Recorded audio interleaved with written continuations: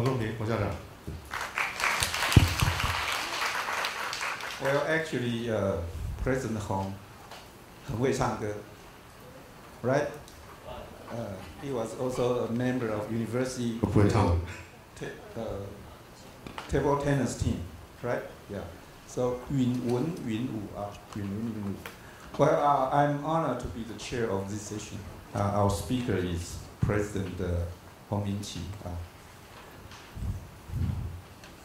China Medical University.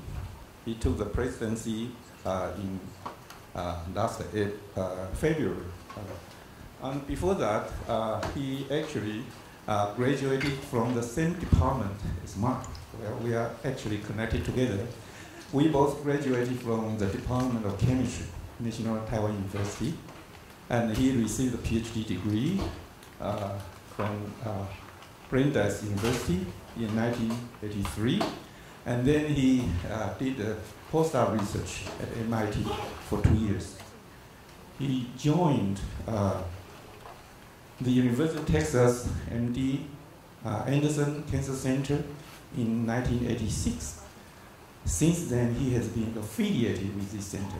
And as a matter of fact, he was promoted from a junior faculty member to director and finally to vice president for research. He's a big man in cancer research.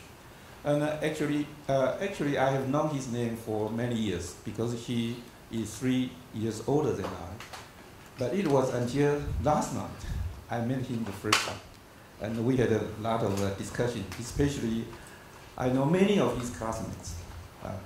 But he certainly is a nice guy. He can sing, he can play, and of course, he can talk. So let's welcome President Hong. Well, thank you so much for such a nice introduction. It was indeed a great pleasure and honor to meet you last night. Okay, so this coming afternoon, what I would like to do is to share with you that in my recent review for precision medicine. Let me see. It's afternoon, right? How many people are thinking you're going to sleep now? I'm going to pay my attention to everybody. And in case if I walk downstairs and walk in front of you, meaning you are almost falling to sleep. So be careful about that. Okay. So let me see, how should I start with first? I think this morning we heard that President Yang Banzi that talked about the lung cancer, and I'm going to talk a little bit about that too. But before that, let me give you a little bit background on how serious cancer is. Used to be almost 50% survival, but after 40 years, now it's about 70%, close to 70% 5-year survival rate. The question we have here is, are we going to wait for another 40 years to increase from 70% to 90%? What's the answer? Anybody want to answer? Who say no? Thank you. I agree with you. Okay, we don't need to wait for another 40 years because we really want to make cancer history soon. When I say soon, I don't mean tomorrow. I don't mean next year.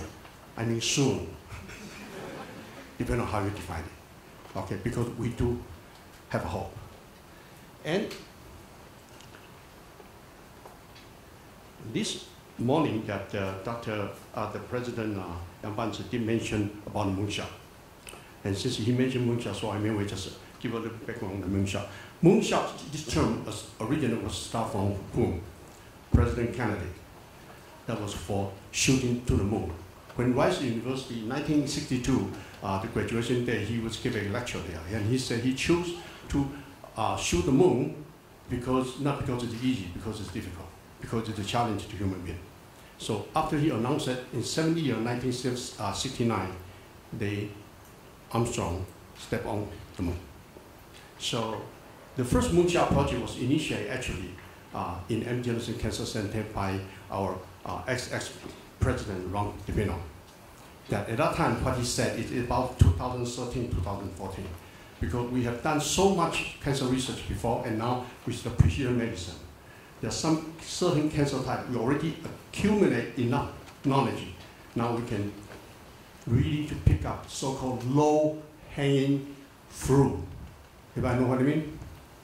如果你要爬到高树上去摘水果呢，它有的水果就在你旁边，哪一个比较容易 ？Low-hanging fruit 就是最容易的那个 ，because we already have so much information.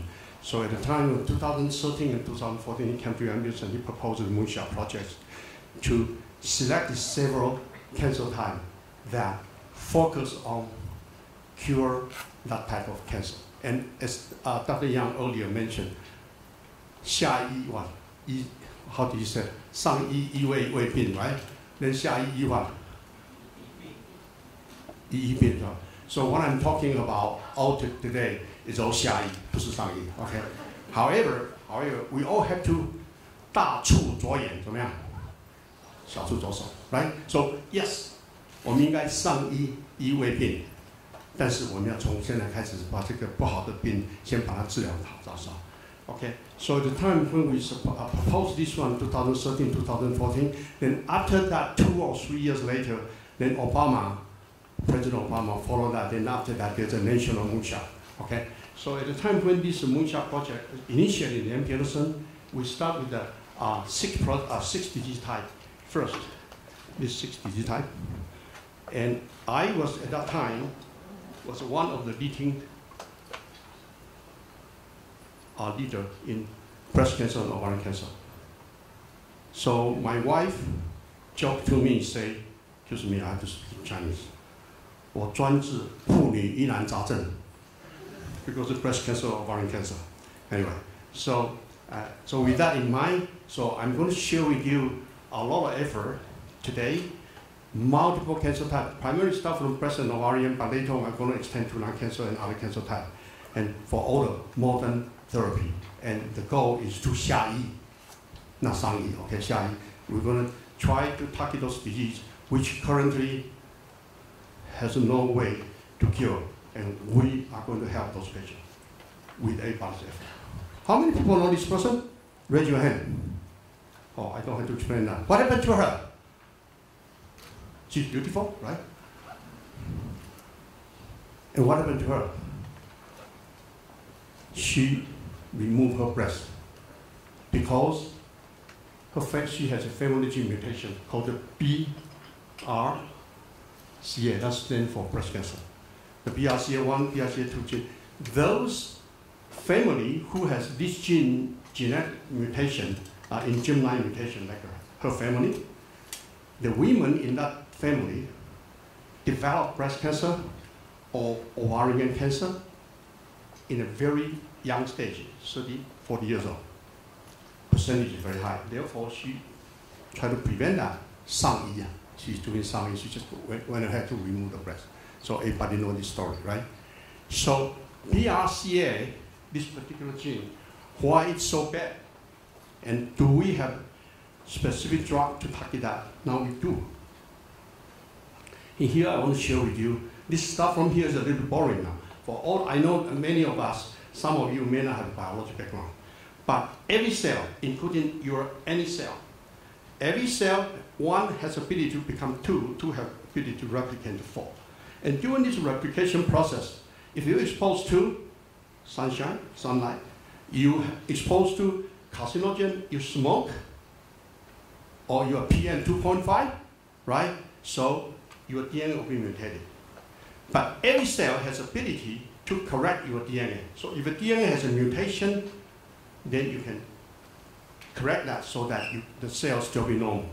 And in order for cell to be able to repair those DNA, so-called DNA repair, I simplify a lot, okay? There are 2 major mechanisms. One is this so-called PAP, and I'm going to come back to this one. This is the enzyme, double strand, this is Watson and Crick double strand. If there's a single point mutation, PAP has to go through this pathway and repair that. And if by whatever reason this PAP mutation, too many mutations, that PAP enzyme is not sufficient to repair that, then If you cannot repair that, then this single point mutation will collapse. It becomes double-strand mutation. And in this double-strand mutation, in our cell, we have another backup strategy to repair this double-strand mutation. And that's called homologous recombination.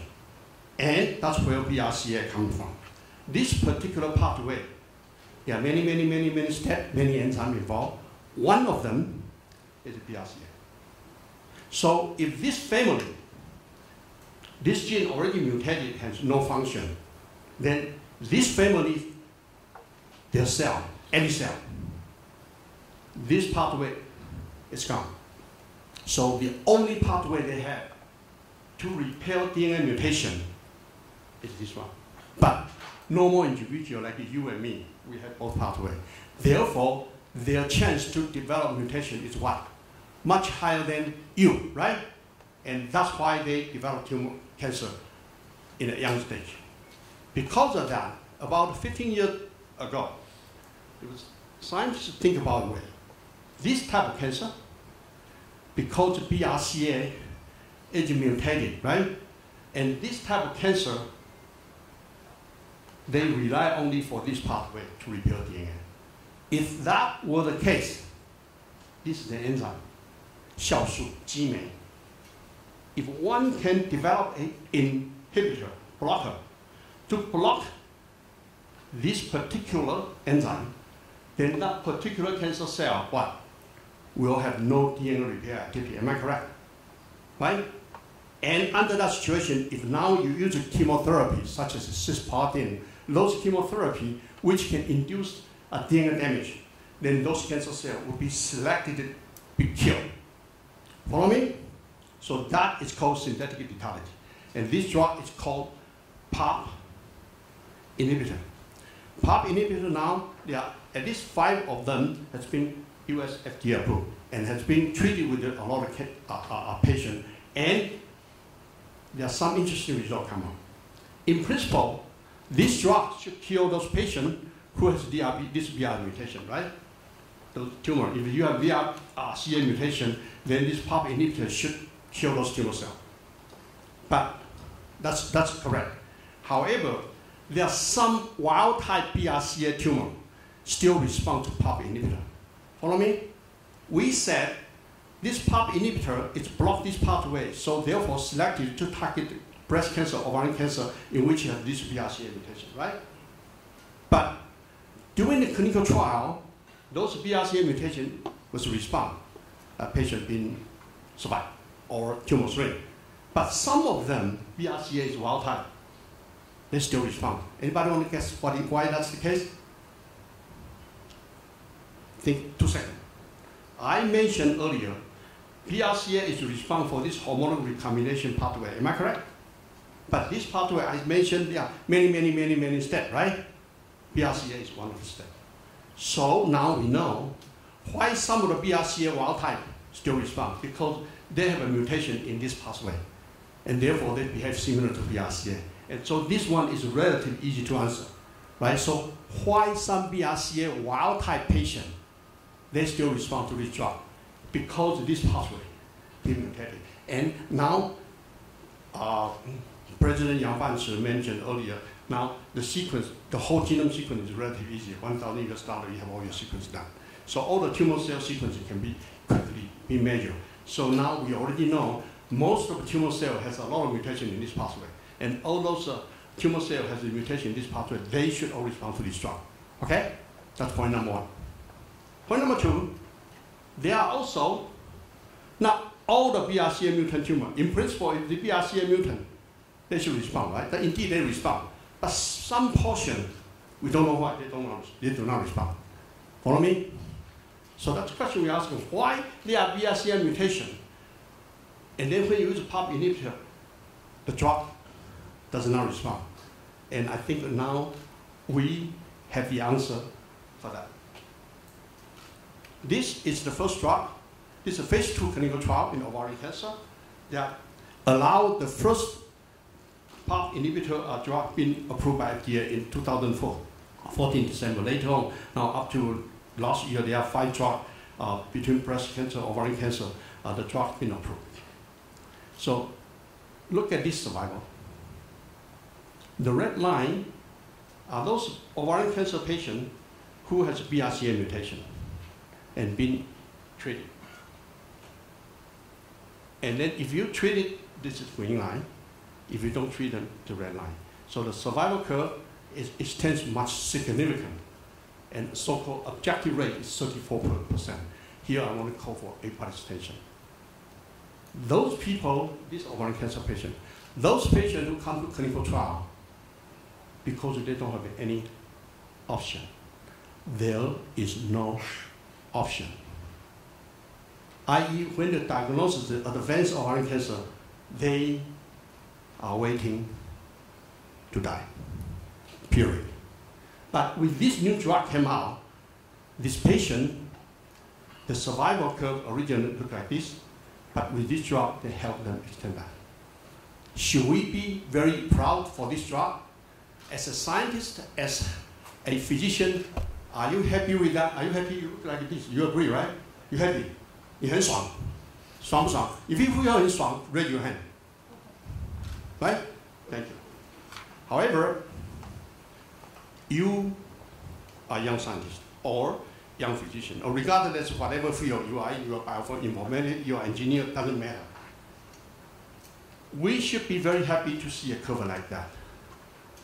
Yes, we should be happy. But we should not be satisfied with a curve like this. We need to challenge ourselves that why not?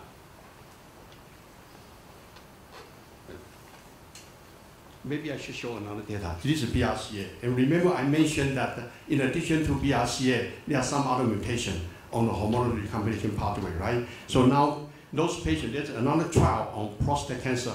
They selected not only BRCA mutation, they selected those hormonal recombination mutation and select all those patients out and then tried the PARP inhibitor. Again, they show that those which has a hormonal recombination mutation, then they respond this drug better than the one without mutation. They still extend lifespan, but eventually they'll die.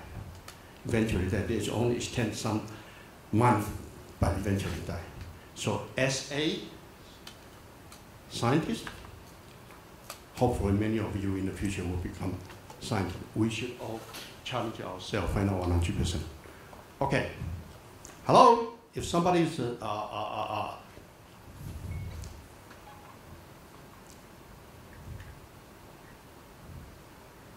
anybody sleep? Wake up.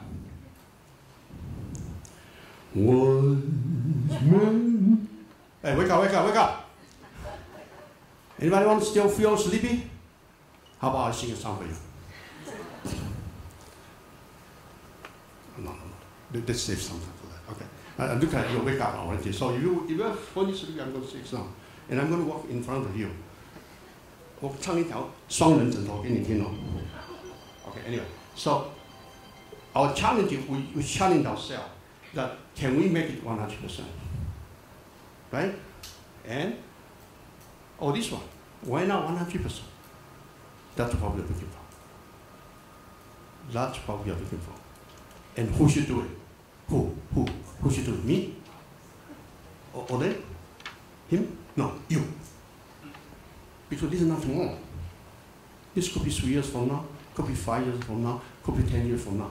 Some of you are going to participate a contribution to make this curve go up to 100%. And that is not impossible. And I want to share with you why that is not impossible.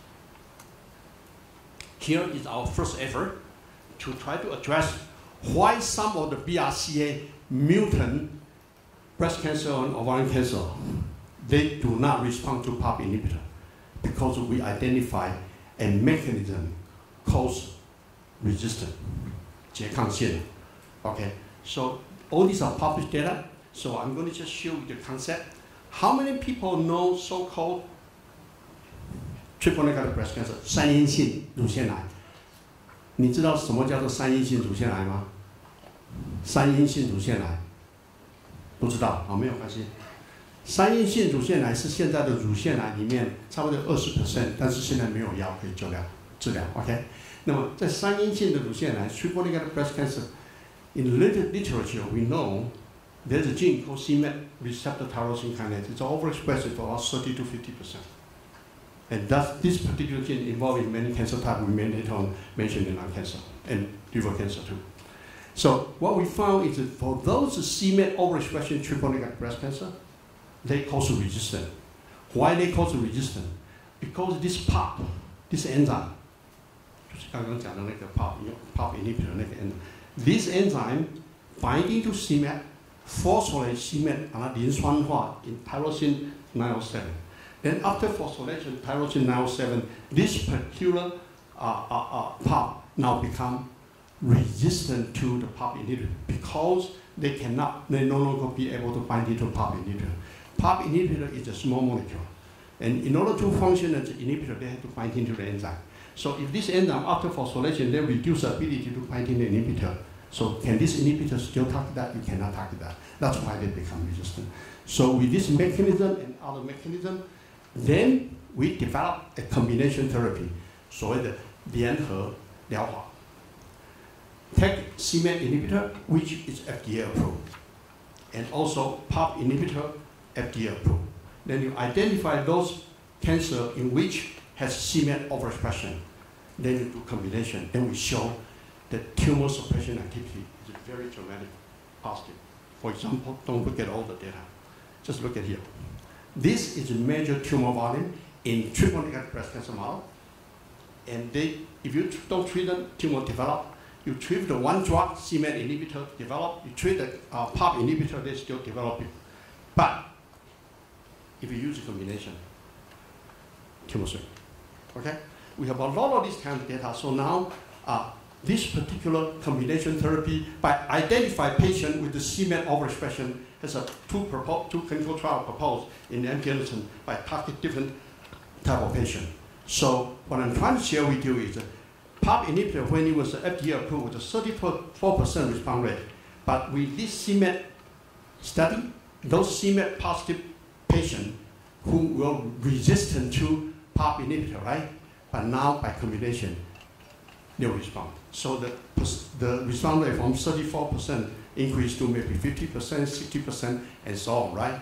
And with that in mind, we then say, okay, if c-MET could do that, can we identify other enzymes still do the same thing? And we don't know.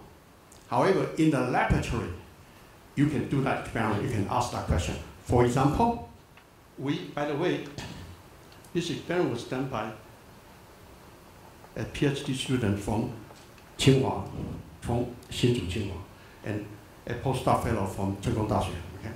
So what we did is following. We developed a resistant cell from a sensitive cell. And then after that, we used a so-called antibody array. And I know most of you have no research experience. The antibody array is very simple, no big data. It's commercial available, a couple $100 US. You have one filter. This filter has spot by duplicate all the kinase, phosphorylation kinase, so that you can measure which kinase is activated. So if you don't know how to read that, that's fine. Just look at these two. This particular one was hybridized to a tumor cell. Original, it's sensitive. But then this one was hybridized to a tumor cell, which derived from this sensitive cell now become resistant. So after hybridization, you can see 1, 2, 3, 4, these are positive control. 1, 2, 3, 4, positive control, right? What's different between these two? Can you see that? Do you see that? No.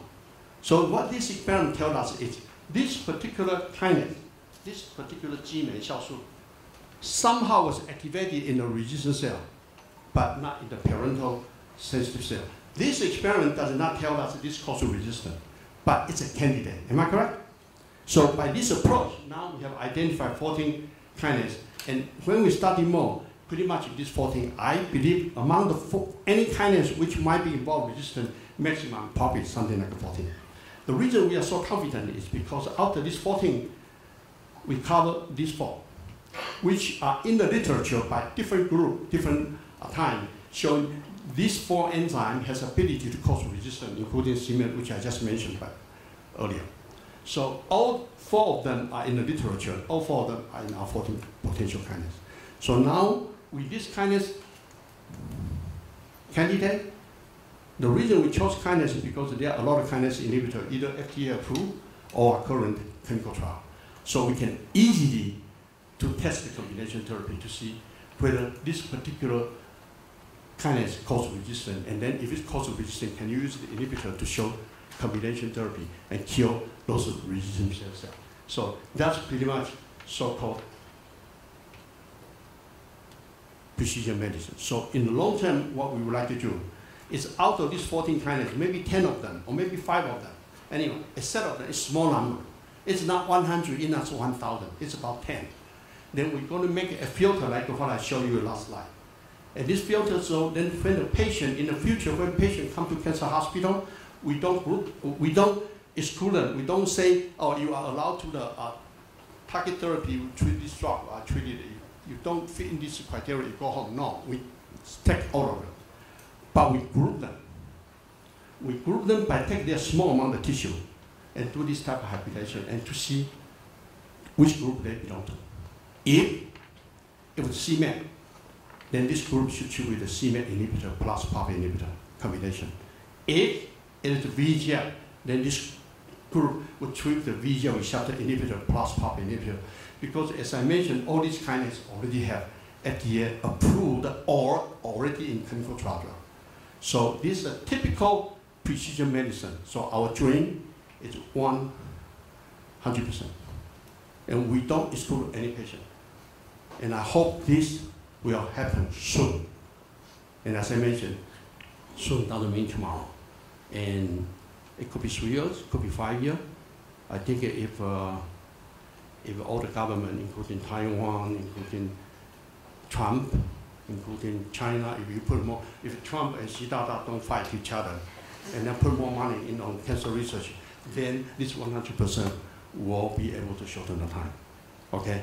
And so I bring all these projects, I initiate this project in MD Anderson, and with this international collaboration, I bring all today's project I mentioned, all of them bring back to Taiwan. Will be done in China Medical U and open collaboration for every institution in Taiwan and China. I do have a couple collaboration over in China. As I mentioned, Nankai University, we will have a laboratory over there, which has been approved by Minister of Education in Taiwan. Okay, so that's one approach we have for the precision medicine. So keep in mind, we will not exclude any cancer patient now. We take all of them, and then we group them, and then they will treat differently. So in the future, there will be one type of therapy like this one. Now, I want to switch here to lung cancer. This morning, President Yang Banzi said the US smoking caused lung cancer because the driver gene is RAS, but not EGFR receptor. Caucasian, in Asia, EGFR receptor mutation has more than 50%, and smoking may not cause those mutations in the Asian population. This is a very interesting data. This is tobacco consumption in US. 19th century, in 19th century, this cigarette consumption, and in US, lung cancer incidence rate, what it is, 平行线, they parallel, 20 years apart. But before 1920, what kind of lung cancer patient in US is a very small amount. It was when this one increased, they started increase. So therefore now in US, it's being all the public area, you cannot smoke and those kind of things. So smoking cessation has been a very successful program, reduce lung cancer patient number. But now in Asia, it's different. In Asia, now we just heard about PM 2.5, and we also have EGFR receptor mutation. It's not caused by this one, so that's a different disease, okay? So, but what I want to share with you is when we show a curve like this, once in a while people say, well, I don't believe you because I know so-and-so that he smokes all the time, but he never lung cancer. We only say if you're smoking, the chance you get lung cancer is higher. It doesn't say you smoke, you get cancer. And it doesn't say that you don't smoke, you don't get lung cancer either. It just only say the percentage is higher. For example, this lady is 100 years of birthday, and she just smoked. But she's a mutant. She probably has the enzyme can metabolize all those mutated carcinogens easily, and then so you should not just follow that. But I'm just using some specific example. Now, lung cancer. Before 2000, that President Yang already mentioned that there's no effective drug. But after 2000, gefitinib, EGFR receptor inhibitor, alotinib, EGFR receptor, this started being FDA approved. And in Asian country, there are 50% of lung cancer has an EGFR receptor mutation. And so you have a first generation drug, you treat it, I think he mentioned it. And I'm going to repeat what President Yang said, and I'm going to say a couple of words he didn't say. Okay, he said, well, your mutation, then you treat this drug, then you live for a couple of years, right? Then you become resistant. Then you find out another mechanism, and then you another drug, then you live for a couple more years. So now, if you, after a couple of years again, the patient never really cured, then the tumor becomes resistant again. So now, up to now, the most updated one is third generation of tyrosine kinase inhibitor. This up to now, for lung cancer, EGFR receptor mutation. This is the most updated one. And this one, when it come out, is great because of those patients who are waiting to die and then already develop resistance now with this third drug, the tumor shrink. But unfortunately, after a couple of years, resistant again. So therefore, by 2-3 generations of drug, this type of patient can live for 1, 2, 3, 4, 5 years, right? Then after that, what they are doing? Can you tell me what they are doing? And in George, so what happened? Yes, she's right. They either died or they're going to die, period. So this subpopulation of patient is someone we need to take care of. 下一啊, we need to take care of it because you know their name. You go to hospital, you know them, you know who they are. They are there, they are waiting for what? They are waiting for you to develop something. Okay? So now I'm going to share with you, there may be hope here. So the reason why this is so difficult to treat, because different person develop different kind of resistance mechanism. I don't want to go through those details. So they are all different kind of resistance mechanism, which are summarized here. Yeah. And different resistance mechanism, scientists and the cancer community has developed a lot of combination therapy, try to target one or the other, and then eventually, none of it work. So we ask a question to see whether all these different mechanisms, is it possible to have a common node? When I say common node, meaning a cancer cell with all the different signal transduction pathway, if there's a common node, even the different individual patient, their resistance mechanism are different, you might be able to use one common drug to treat them. If not all of them, maybe most of them. And I think we found it. We found it. We found it! 拍手啦!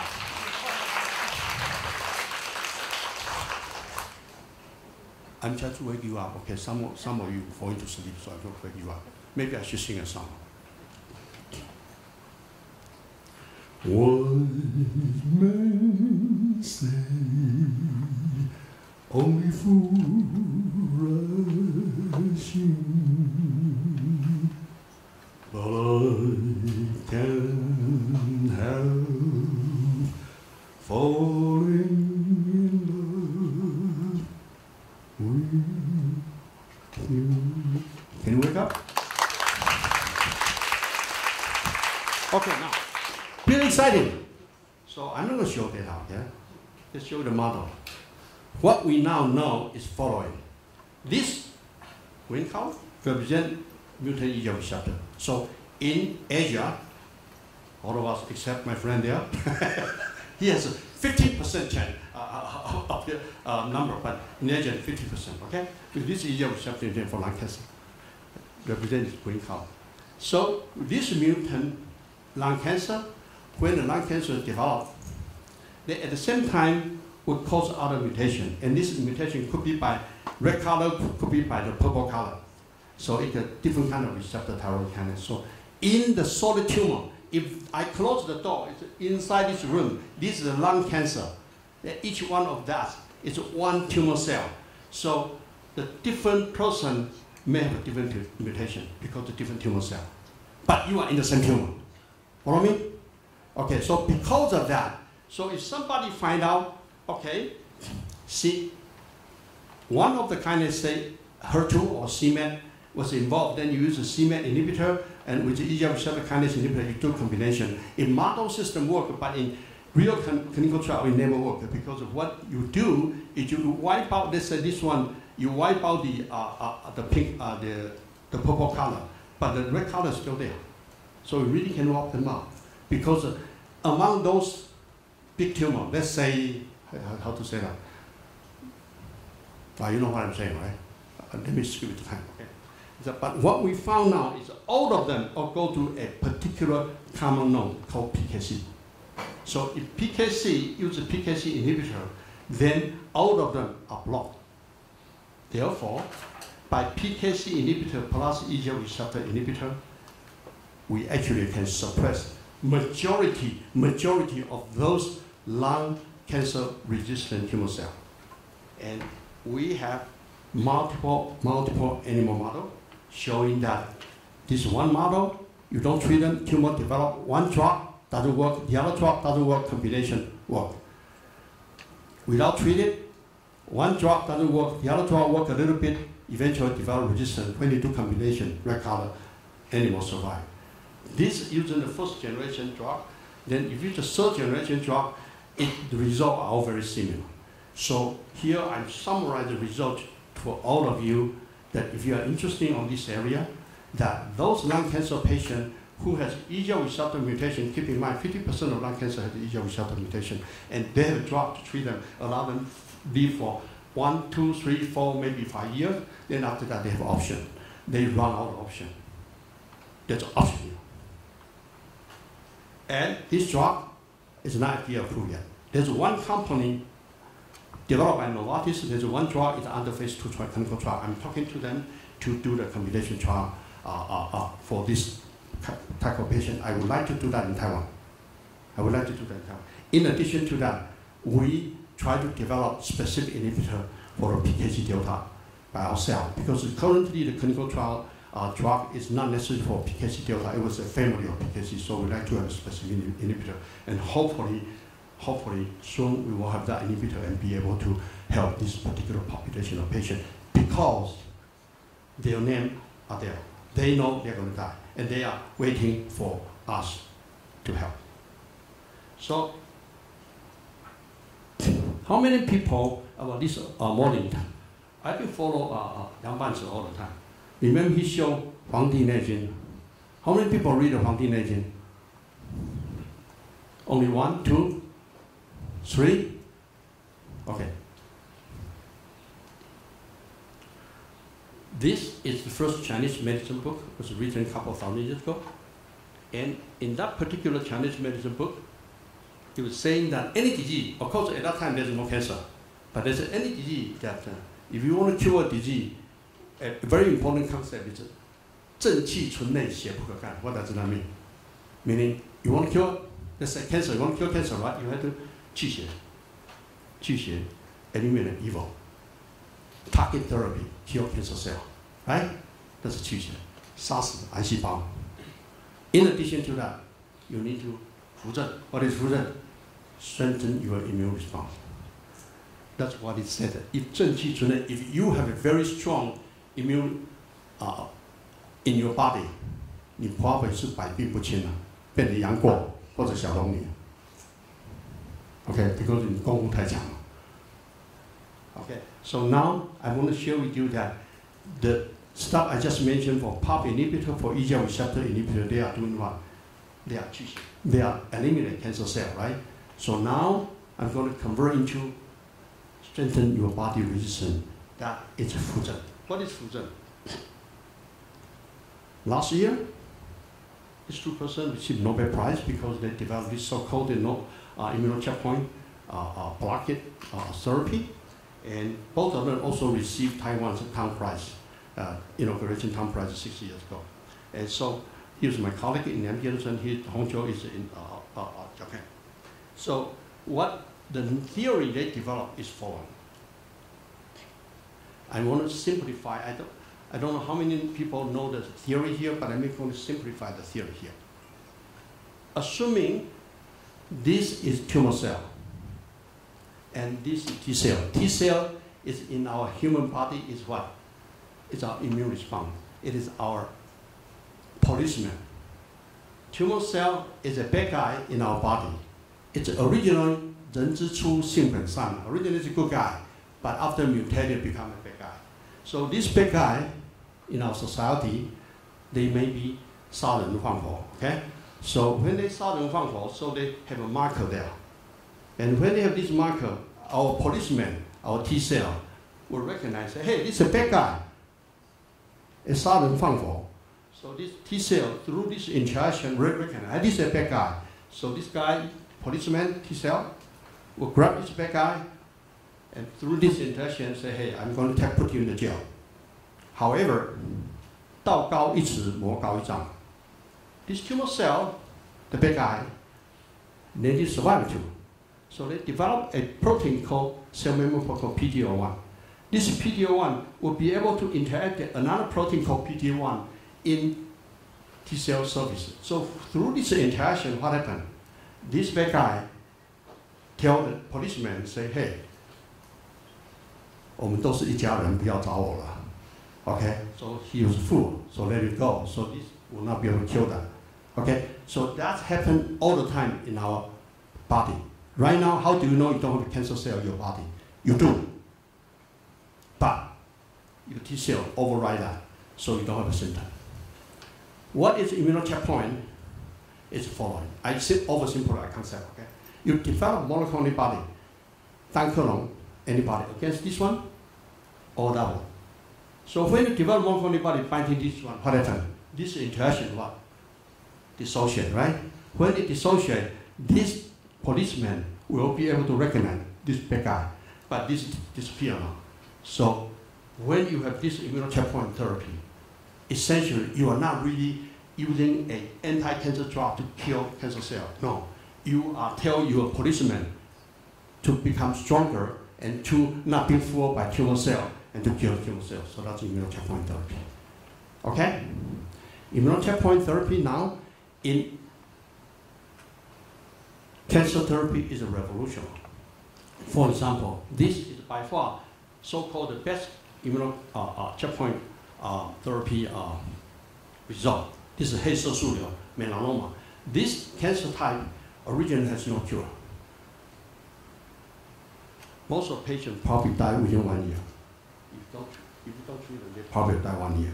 But now you use the immunocheckpoint blocker, that this one is an anti-CTLA4. That's the one developed by Jim Anderson, my colleague. So 10% of them survive almost 3-4 years. And this experiment is still ongoing, and the curve is still continuing. About 10% survive. Originally, they're supposed to die in 1 year, but this is about 4 or 5 years now. If you use anti-PD-1, this is 32%. But if you use a combination, it becomes 39%. Okay, I still remember when this data came out. I'm not a physician, I'm a scientist. I work in the lab, I don't cure people, but I cure a lot of mice. So I always tell people in the lab that when you do the combination therapy, I don't like to see a little bit increase. I like to see a quantum jump. Okay, a quantum jump. So when we show this data, and I still remember one of the students in the lab meeting said, well, Dr. Hong, this is not that impressive, because this one is 10%, 32, and 39. If I draw this y-axis a little bit shorter, so these two differences, 没有一样, not much different. Am I correct? Yes, it's correct, but it's not correct. This is clinical trial. Every point is one person's life. And we said, 救人一命胜造七级浮屠. How many 浮屠 are there? 7%. It depends on how many people in this trial. This is very significant. This is not mouse. This is human. 10%, 32% become combination becomes 39%. This is very impressive. I repeat, every sport is one person's life. What are you talking about? Right? But again, what I want to say. You satisfied? They already got the Nobel Prize last year. You move in, you cannot get Nobel Prize. They already got it. Right? Too late. Not too late. 100%. Waiting for whom to do it? Me? Him? You. You should do it. That's why you come to this camp. How many people want to do it? Raise your hand. Yeah. Yes. 100%. Then you say, how to do it? Impossible. Nothing is impossible in science. Let me repeat it. It's a matter of time. Nothing is impossible. It's coming, waiting for you. Now, let's see, okay, emotion is one thing. Passion is one thing. Reality is another one. I'm going to share with you our effort on this direction, and every one of them working. I'm going step by step. Effective combination therapy, bystander effect, and better biomarker. And I'll explain bystander effect later on. So this is one combination, 10%, 37%, and becomes 39. So I'm going to share with you another one. This one is, again, published data last year. But how many people, you have a physician here, right? So you probably know this one. In Chinese, 二甲双胍, metformin is a common drug used for treated what? Diabetes, right? FDA approved. And this diabetes drug is known to activate kinase called AMPK, that's already known. What is not known, we report in this literature, is this after AMPK was activated, this AMPK enzyme can phosphorylate PD-L1.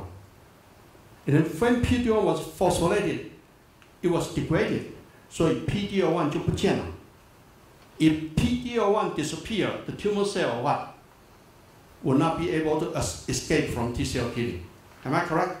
So in a way, functionally, this metformin is a well-known diabetes drug. Functional similar to anti-PD-L1. Am I correct? So, and then last slide we show anti-PD-1 plus anti-CTLA4 has added effect. So how about we use metformin plus anti-CTLA4 and treat a disease which currently has no cure? What happens? So I use breast cancer model, triple negative. Again, this is not human, this is mouse. But this is a triple negative breast cancer model. You don't treat them, all of them die 40 days. Very malignant tumor. You treat them with the metformin, they die too. This is red line. This is the same result as clinical trial. Metformin has been used in breast cancer human clinical trial. It doesn't work. So therefore, at the time when this experiment was started, my friend from breast medical oncology had been telling me don't do it because it doesn't work. And it doesn't work, I agree. But if you use this blue line, anti-CTLA4 is 10%, the same as the last slide that the melanoma trial is anti-CTLA4 is 10%. But my friend, look at this red color, this purple color. This one is 50% survival rate for about 1 year time for mouse, with the metformin, which do not work, anti-CTLA4 with 10% when you become 50%. And triple negative, at this moment, there's no effective drug. 50% of triple negative patients will respond to chemo, the other 50% will not respond to chemo, and those who do not respond to chemo, they are, again, dying, period. And these two drugs, FDA approved. If you are an oncologist, and you have a patient triple negative, and at your hand, right now, you don't know how to deal with it, this is free protocol, you can use it. Both of them are FDA approved drugs. In animal, 50% survival, and in human, you don't have any option.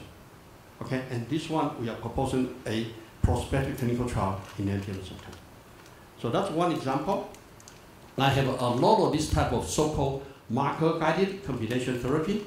And so this is a good example, but in order to save the time, I'm going to skip this, the other one. This is liver cancer.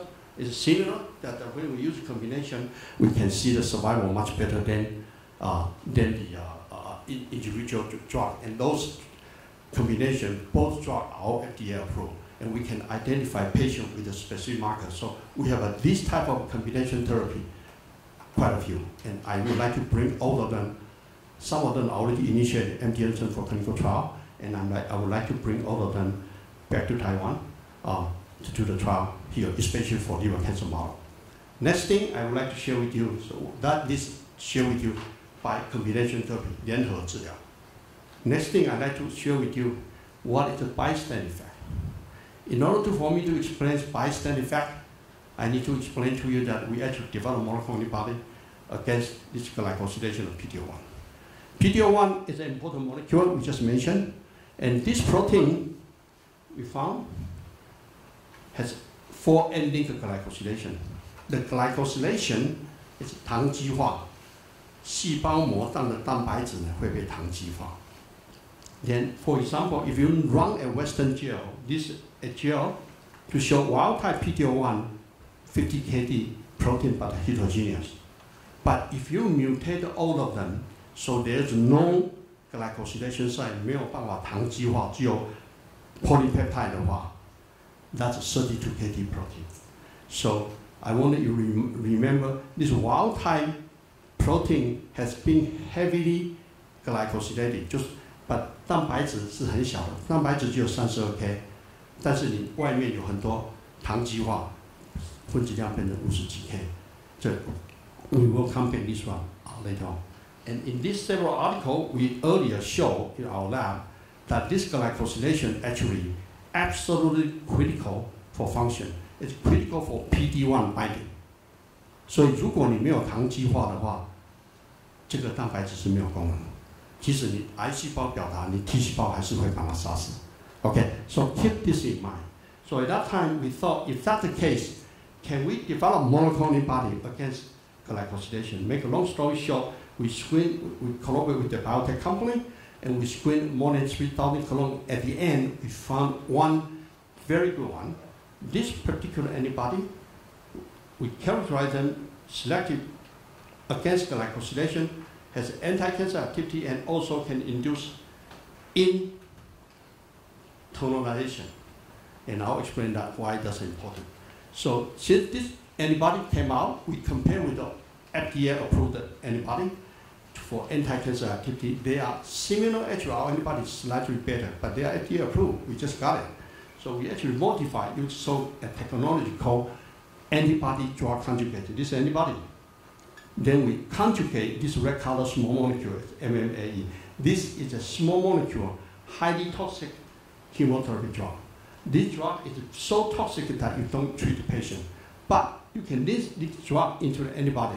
This antibody will select only recognize PD-L1 positive tumor cell. If PD-1 negative, they will not recognize. Okay? So when we did the therapy, a very impressive survival curve we observed. Again, 三阴性 triple negative breast cancer model. You don't treat them, they die. You use antibody alone in this particular cohort, 25% survival. By the way, anti-PD-1 therapy has, against breast cancer just been approved a couple of years ago by US FDA. The response rate is about 20 to 30%, so very similar to this. Well, our animal data is similar to human response, okay? But the difference is this one. This one is this antibody drug conjugate, almost 70% survival. And this lasts for half a year. Not only triple negative breast cancer model, other cancer model similar. All the therapy I share with you today, we all test the animal toxicity. There's no toxicity. But this is a model system. It's only target anti-PD-1 positive tumor cell. We know solid tumor is a heterogeneous. Let me repeat again. Assuming this room is a breast tumor. Each individual is a tumor cell, okay? And then if I using you two as an example, if you wear glasses, right? 你有戴眼镜吗 ？If you wear glasses, I define you as a PDL1 positive, and he doesn't wear glasses, so he's a PDL1 negative. She doesn't wear glasses. You don't wear. Oh, all of you don't wear glasses. You are all PD1 negative, and you are PD1 positive. Okay. So now this drug is against what? PD1, right? So this drug is supposed to only kill PD1, right? And that will show that. Okay. But now I'm going to show the bystander effect. What does bystander effect mean? This is a tumor cell, breast cancer, and then human breast cancer use this drug, which against anti-PD-L1 with the drug conjugate. You incubate them. Under this condition, the cell, the yellow color, they'll die. Well, 5%, 10% survive, right? They die. But this tumor cell, if I knock down, 敲掉 PD-L1, so otherwise they are the same. So then this black color is the same breast cancer cell, except it's a PD-L1 negative. You remove PD-L1. So now use this antibody. Can you recognize that? Because you don't wear glasses now, right? So this antibody, you cannot kill them. They survive very well. Okay? Follow me? So this drug only kills PD-L1 positive wear glasses. This one without glasses, you cannot kill them. But what does bystander mean? Now I take one cell from here, one cell here, and mix them together like what you did. You sit next to him. Right? So if I take her, and she will be killed. If I take you separate, you will not be killed. But now I put you together. 很抱歉，两个一起死。That's bystander effect. That's here. Break out. Everybody follow me? So if I take this drug, treat with the PD-L1 positive cell, it will be killed. But treat the PD-L1 negative cell, it doesn't kill. But if you put them one by one, 1-to-1 ratio together, they will die. One cell, 4 cells. In vitro, in vivo model, the same. The mechanism is following. So this is so-called bystander effect. All these anti-cancer drugs, especially macromolecule, it is important to have a bystander effect. Because the target therapy, you are targeting a certain population of tumor cell. Tumor cell is heterogeneous. You need to be able to kill the neighboring cell. So the mechanism is following. This T cell, the PD-1. This tumor cell, which is PD-L1. So PD-L1 binding to PD-1, so T cell will not be able to kill tumor cell. But now, we develop a monoclonal antibody, which is against PD-L1. And this monoclonal antibody, we chemical link this small molecule, very toxic. Then after binding, what happens is following. This will induce internalization. Of course, when you bind PD-1, PD-L1 cannot interact. So that's the same as all the FDA-approved drugs. The first activity blockage. The second activity is internalization. After internalization, antibody will be digested. When antibody will digest, this small molecule, this red color, will release to this tumor cell. Now, many cancer patients, their immune response are very poor. So sometimes their T cell might not have strong enough to kill the tumor cell. Under this situation, when this small molecule came out, this tumor cell will kill. Second activity, cytotoxicity. The other FDA-approved anti-PD-1 doesn't have this activity. The third activity is the most important one, the bystander. When this small molecule released, this tumor cell was killed, right? After kill, this small molecule would fuse to neighboring cell. And the neighboring cell can be PD-1 negative. 你没有戴眼镜，当时你坐在那旁边，近朱者赤，近墨者黑，一起被杀死。Okay, because of this mechanism. So we know the mechanism, and this drug is by far the preclinical data. I believe by single drug or preclinical data for immunotherapy, this might be the best one. At least by the time when we publish it, I don't see anyone better than this one. Currently, this one humanized, and we'll try to move it to clinical trial. Although move the ADC to clinical trial is a bit complicated, but complication doesn't mean you cannot do it. So we are doing that right now. And this is the side effect. Now I want to convert to the better marker. Some of you, well, most of you probably don't know, especially the student, but in the clinically, that there's a long-term puzzle. That is, this so-called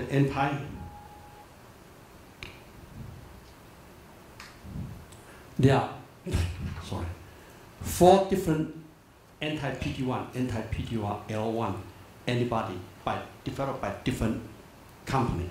All 4 of them are FDA-approved drugs based on their clinical trial that, for example, the objective response rate for PD-L1 positive patient, this 13 to 31% response, FDA approved. This one, 19 to 47% response, FDA approved. 31 to 83% response, FDA approved, and so on, which is fine. That's why they are so hot.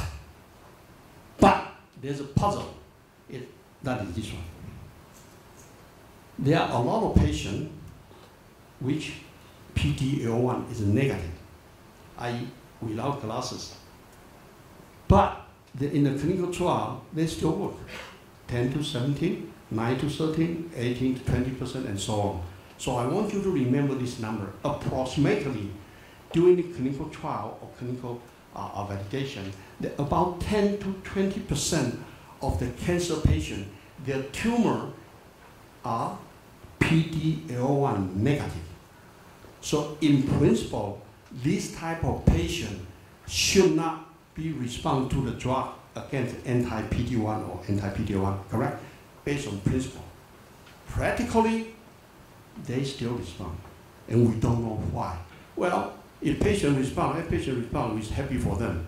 But scientifically, it's a puzzle why they respond. It does not make sense. Does the theory was wrong, or we're missing something? Today, I want to share with you. All of these are PD-L1 positive. And the reason we say they are PD-L1 negative, because of the current technology, the current antibody against the PD-L1, all of them up to now, except the one I developed for my lab, all against polypeptide. Now, they totally neglect glycosylation. Remember I said polypeptide molecular weight is 32K. Full length is 50K. So the majority of them are what? 糖基化 glycosylation. And this is relatively small molecule. So when you have a severe glycosylation in the cell surface, then the antibody against polypeptide is not accurate. I'm going to show the data. The theory is this is polypeptide, and these are different kind of glycosylation. Different tumor cells may have a different kind of glycosylation. Assuming this is tumor antigen, that the antibody was against this one for diagnosis. But since different tumor cells shielded this tumor antigen by different kind of glycosylation, so their extent, their measurements are not accurate. So our idea is, if that were the case, if we remove all those glycosylation by enzyme, we're not talking about therapy, we talk about immunohistostaining, we talk about tumor tissue, it's dead tumor. Then you remove glycosylation, so then this becomes naked. Then use this antibody, this measurement will be much more accurate, and that turned out to be the case. For example, again, let me show you Western. These 5 different cell lines, wild type 50K, they are different label. After you remove glycosylation, your molecular weight becomes 32K.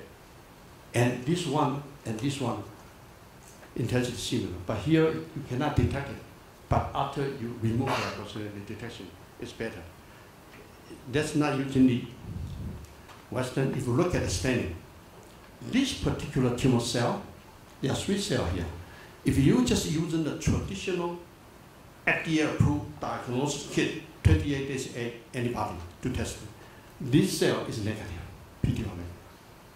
But if we use this enzyme in vitro, remove glycosylation, then you see a very strong positive, right? More than 10-fold different. 9. This one, you use the traditional method, you see some expression. After you remove, you increase the expression a few fold change. This particular one, without the enzyme treatment, just a traditional method, you already see the very strong staining. But after remove, it's still the same. So what I'm trying to say is different tumor cell. If you use the traditional method, the label of this 3 cells is this, this, and this. But after you remove the glycosylation, the real label is this, and this, and this. And that's why it's not accurate. this cell line. Now, if I use tissue microarray, so this tissue microarray are a few hundred tumor tissue. This is not cell line, tumor tissue spot on the tissue microarray. So use the immunohistostaining to measure quantitation of PD-L1. So each spot, each circle represents one patient staining. Okay? So here is staining. For this tissue microarray, most of them are negative, some of them are positive. This one, some are negative, some are positive, okay? But for this tissue microarray now, if I use the biochemical method which we developed in the laboratory, and tissue microarray, remove glycosylation, then use the same antibody staining and to see the quantitation, that's the result, the red color.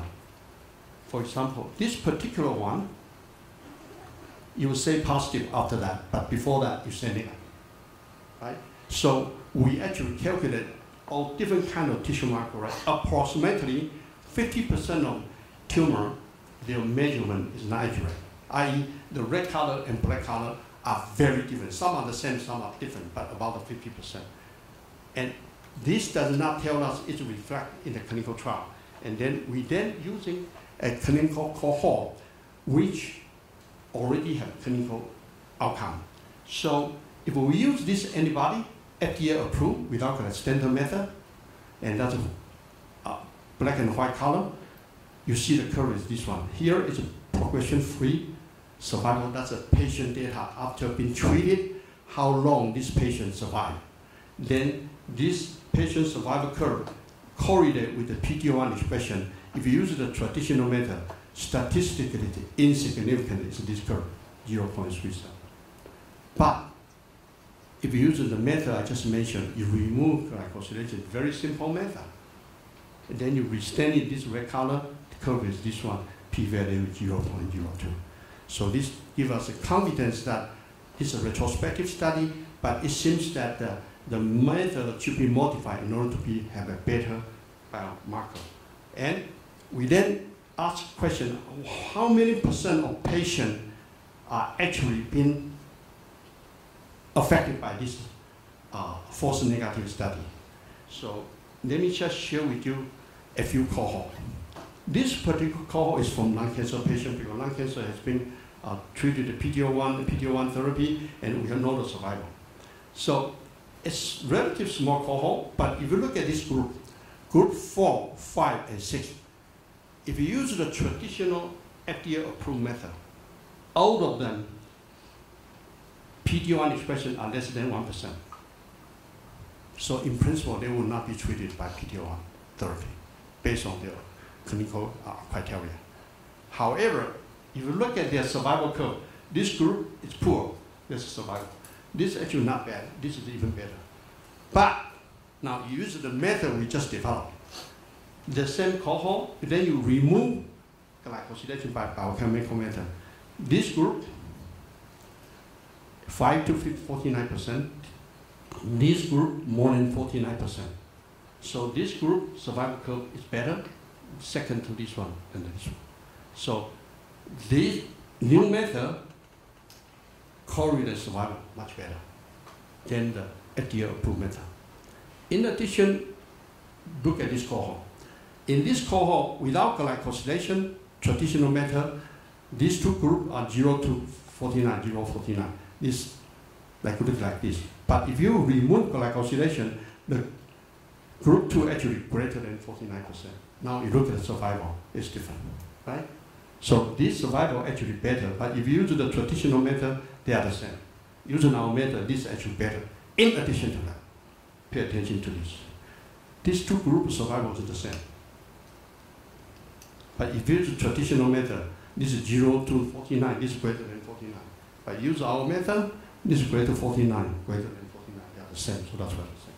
Now, please look at the percentage. How many percent are here? 16%. How many percent are here? 7 to 11%. Approximately what? 16% of patients has false negative. And I mentioned earlier that's 4 antibody which by FDA approved or different clinical trial, approximately 100%, 10 to 20% of patients whose tumor was thought to be PD-L1 negative, but they still respond. I believe if not all, most of them are actually PD-L1 positive.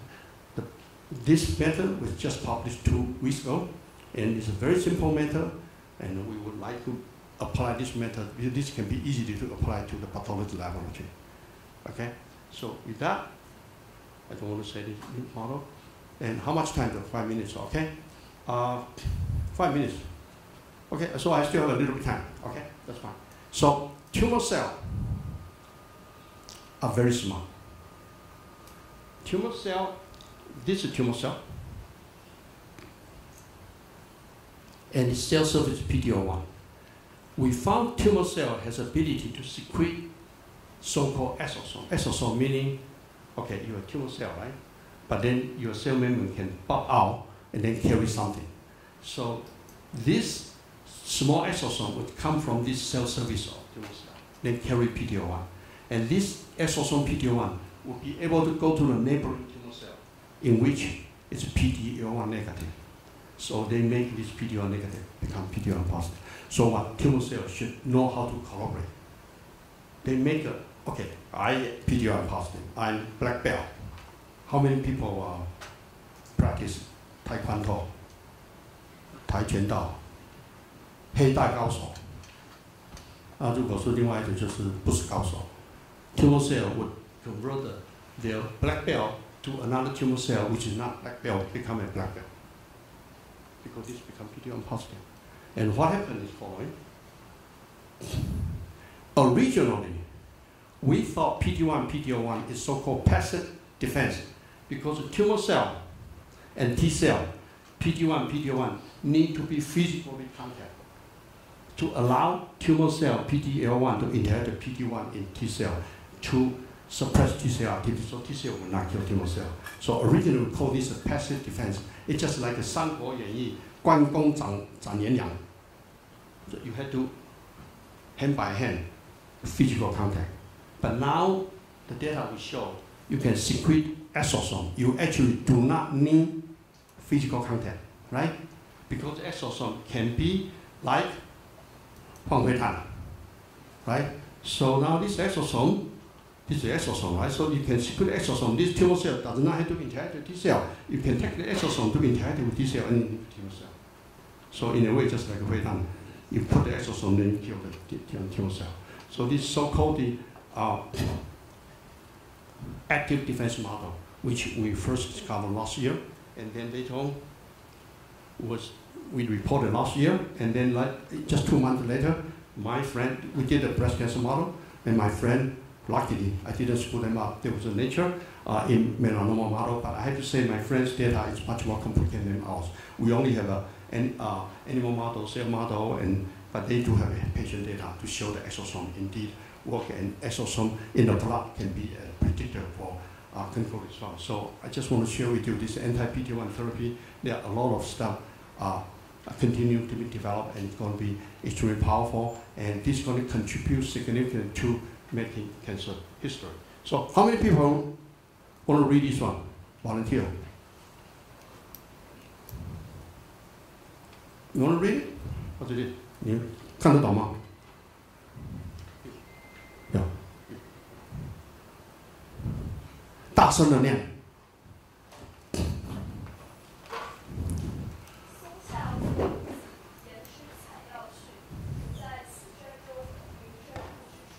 Okay, so everybody remember this point, right? This is a famous tongue point. Because back to the ancient China time, that all those medicine masters, all they are doing what? 一天到晚去爬山了 because 因为他爬山找仙药 right? That's what he said. But now, my friend, today, 你可以来吴大猷 Science Camp. Learn this, and in the future, you can contribute to. 你不用爬山哦，还是爬山，这里也有山可以爬。明天早上去爬山 Okay, so I'm just share with you that nowadays, that in order to develop drug, if you don't like to climb the mountain, it's okay. Come to the meeting, go to the lab, back to the clinic, do a clinical trial, and then work together so that we can make cancer history. So I wanted last slide. How many people know this one? 唐吉诃德。to dream the impossible dream, to find the unbeatable foe. Look at that. Hey, dream impossible dream. Make cancer history, okay? So now we can make better life, better world. This is my last slide. That this is the lab last December in Houston. This is all my lab. That this is my last picture because I retired in February, and so now I'm shrinking the lab size. So we have originally 50 people, but right now down to 30. By next year, I'd like to go down to less than 20.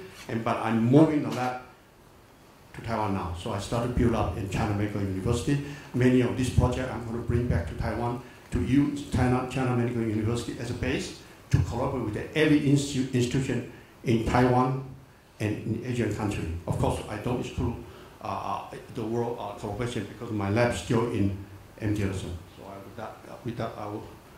Okay, this is a happy hour, and this is more,这个太严肃了，要看。Okay, so I think I'll stop here, and then thank you so much for your attention. We do have time for discussion.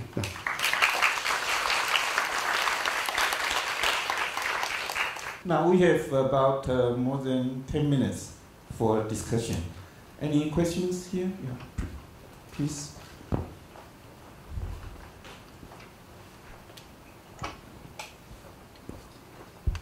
老师，那个就是因为我在之前上课就有听过 PD-1， 那可是那时候就是最后老师有留个结，或者就是说它的治疗效果就像刚刚显示，就是其实大概都是3成或4成，就是没有到很高，所以其实真正20 to 40% from disease to disease single drug. Yes. 对，然后所以临床上好像还是会必须结合化疗药物去做治疗。所以我想问教授，就是一样，就是你刚刚前面一直在提，那如何就是接下来在免疫治疗方面，就是如何把它拉到100%，就是未来的方向是什么 So of course we are not 100% yet, but we are moving step by step. The metformin which I mentioned, right? 就是那个2甲双胍那个diabetes 那个药啊，那个药如果你用 combination 的时候是 50%。我另外一个 liver cancer 我节省时间我没有讲，那个是 liver cancer 哈，是 c-MET inhibitor 加上 PD-1 80% anymore. So 100% is still very far, but it's not that too far. It's doable. So come into the field. I welcome people to join the field. And if you want to end the cancer, cancer has been lost for a long time, right? So I think to make a cancer history, it's coming. The time is coming. So you guys maybe just join the right time to be the cancer 终结者。老师，那我还有第二个问题，就是因为在这个免疫治疗部分，就是还有就是因为你压抑了就是你提高了免疫力以后，就是它会有一个它的 side effect， 就是怎么去，就是你们怎么去，就是在改善的部分。Okay, can I control the slide? Okay, so the question is, immune checkpoint therapy is very powerful, but then, for example, the one I mentioned about the bystander effect, how do you know there's a potential side effect, right? There are some side effects. And for the anti-cancer therapy, let's treat the patient first. Cure the patient first, then after that, let's worry about the side effect. But this morning, there's some side effect has been discussed. So can I have the slide? Back to earlier one. Let me show you one data. Side effects need to be tested in human trial. So all the experiments I mentioned here, every one of them, we did an animal toxicity. And liver function, kidney function, blood count, body weight, and those standard toxicity we didn't see. We didn't see that toxicity in animal. Doesn't mean there's no toxicity in human. We had to, that's why you still need to go to clinical trial. But one more. Yeah, here.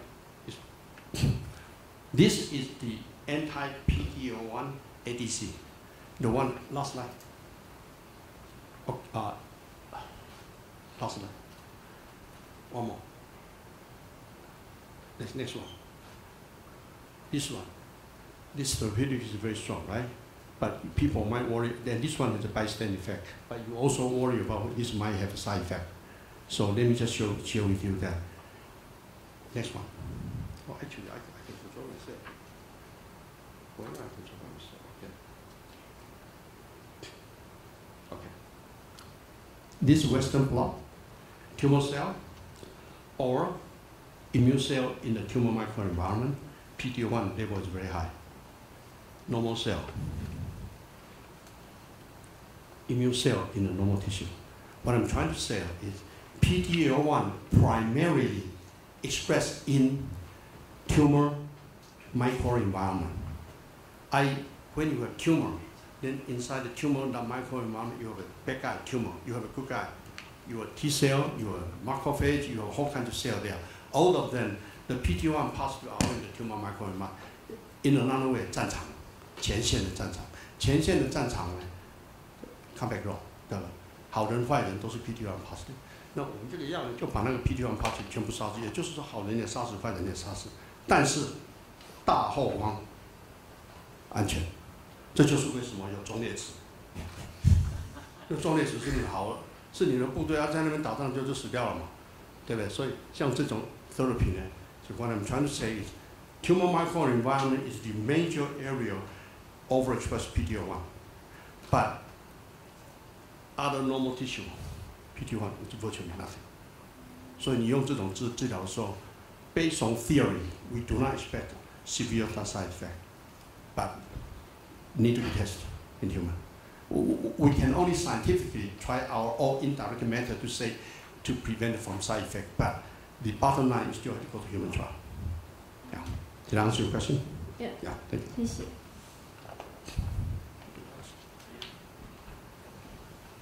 老师好，就是我想问说，就是为什么会选择metformin当做 combine 的药物？那如果在这个筛选药物的过程中，是不是可以用精准医疗的 Yes.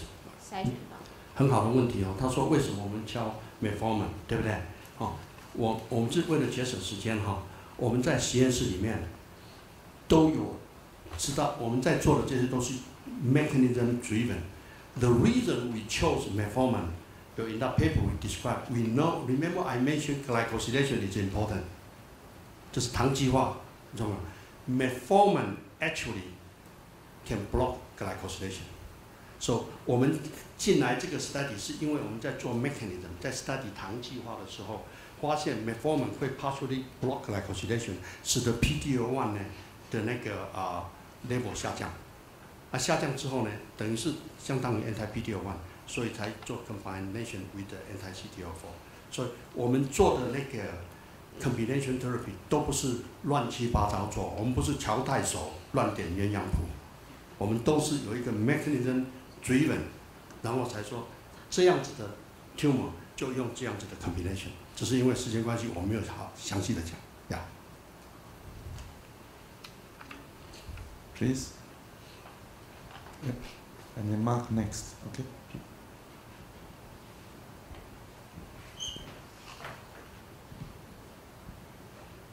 那么细蕊只要站起来啊，我也惊呢。就是老师以前没有讲说你在 lung cancer 里面有做 combination therapy， 那其实我有看到你有用 EGFR 跟 PKC 的 inhibitor 嘛？那 PKC 因为我记得 PKC 是一个蛮上游的 inhibitor， 那这样子下面不会有很大的影响。你说 PKC 是吗？对啊，是 protein kinase C 吗？还是对，就是 PKC 是 PKC 是在 receptor tyrosine kinase 的downstream。upstream 跟 downstream 我看你怎么看？因为 EGFR receptor inhibitor 你都在用啊。EGFR receptor 都是在 PKC upstream 嘛，你在讲啥？你在讲 PKC delta 你当 upstream 拜托的。好 ，right？ OK， 这样。那我还有第二个问题，就是老师你刚刚有提到后面不是有 MMMA 吗？那就是你怎么知道你那个 bystander effect 是 MMMA 扩散，而不是可能是它比如说 apoptosis 之后那些掺出去的物质造成它的very good question。他讲的就是说，我们用 MMAE 那个 bystander effect 我们的解释是 MMAE 跑出来把旁边细胞杀死。他的意思是说，可是你 tumor cell 如果被杀死之后，你 tumor cell 那些片段也会也会 induce other immune response， 才会 contribute to anti-cancer activity。我们不能 rule out possibility， 它 possible 存在，有可能存在 ，yes。所以你所有的 anti-cancer therapy 的时候，只要你把 tumor cell 杀死，那个 tumor cell 被杀死之后，还会 enhance immune response to bring more T cell to come in， to 杀死更多的细胞，这个有可能呀。那个就是那个那所以如果那个 MMA 那么毒的话，那这样它在身体里面，如果它最后清除完，它怎么代谢出去 Okay, that's another important question. But everything is relative. So MMA, I emphasize, it's very, very toxic, right? So in the tissue, in the tumor microenvironment, they could kill bad guy and good guy, right? That's any compound 都有一定的 half life, 对不对 ？Everything is relative. 如果你把 MMA 直接 IV 打到病人里面，吃不消的嘛，因为 whole body， 对不对？但是因为你只有在 tumor cell 的 tumor microenvironment， 然后你把 tumor 全部杀死之后，那一段时间等它扩散之前，它有一定的 half life。你就是要 make sure 它在扩散到其他 normal tissue 之前，那 half life 就渐降低。因为 everything has a certain half life， 对不对？就 everything relative。Good question。你是几年级？啊？2升3了，在哪个学校？科技大学。10级。啊，你毕业来跟我做了。No, I'm kidding. Okay, so the Mark, sure. So probably a naive question, but I guess I'm wondering why the mutations in BRCA genes are uniquely associated with tumors in breast and ovarian cancer. If there are DNA repair pathways that increase mutations, you would imagine in all cell types. Okay, very good question. I think BRCA1 and BRCA2 historical reason because of the familial cancer. So people thought it was associated with breast cancer or ovarian cancer because Mary Clark King first identified BRCA with the family, right? However, now BRCA1 and 2 have been discovered in the other cancer types, including lung cancer earlier, PC also mentioned, and also pancreatic cancer too. So this gene mutation can also be discovered in other cancer types, except it's somehow, historically, because it's much more famous in breast and ovarian because the familial disease. And then the question. Are there familial BRCA mutations that cause other tumors? The BRCA also discovered in other tumor, in lung cancer, brain tumor, and pancreatic cancer. But their frequency is not. Well, BRCA mutation, even in breast cancer, is not that high either. It's only a few percent, so it does occur. But they are somehow affiliated with the breast and ovarian because of familial, because of family, and also because this is movie star.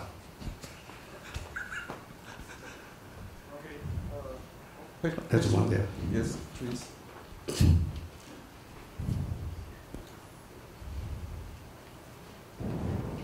Hello， 老师你好，我想请问一下，就是关于那个 cancer stem cell 的那里，你这里提供了一个 therapy， 就是用不同的 anti-PD-L1 的 antibody 去 target 他们，所以令到他们的那个 inhibitory effect 就 on T cell 就没有了。那么请问一下，这个 inhibitory effect 也可以针对到那些比较 resistant 还有比较危险 cancer stem cell 吗？还有就是现存的我们有什么比较好的 treatment 去杀死那些比较 tumorigenic 的 cancer stem cell 呢 ？Okay, so the question 你问的问题主要是 focus 在 cancer stem cell， 对不对？好 ，cancer stem cell 各位知道是一种一个 stem cell population。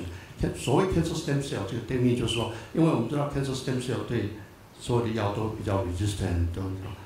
那我跟你说一个 information，cancer stem cell 的 PD-L1 level is higher than non-cancer stem cell tumor cell, and the reason is because glycosylation， 就是在 cancer cell 的 stem cell， 如果说一样 cancer cell， 那么这个是 stem like cancer cell， 那这个是普通的 cancer cell， 它的 PD-L1 expression stem much higher, and the reason when it's much higher because there's an enzyme, it's a glycosyl transfer， 就是把糖基化加到这个蛋白质上的那个 enzyme 呢，在干细胞里面比较高，所以干细胞 in general PD-1 都比较高，那所以它相对来讲对 T cell 都比较 resistant， 同时它相对来讲对 chemo 都比较 resistant。OK。Time for more discussion, but President Hong will stay until tomorrow, so you get a lot of time to discuss with him privately. Okay, so let's thank the speaker again.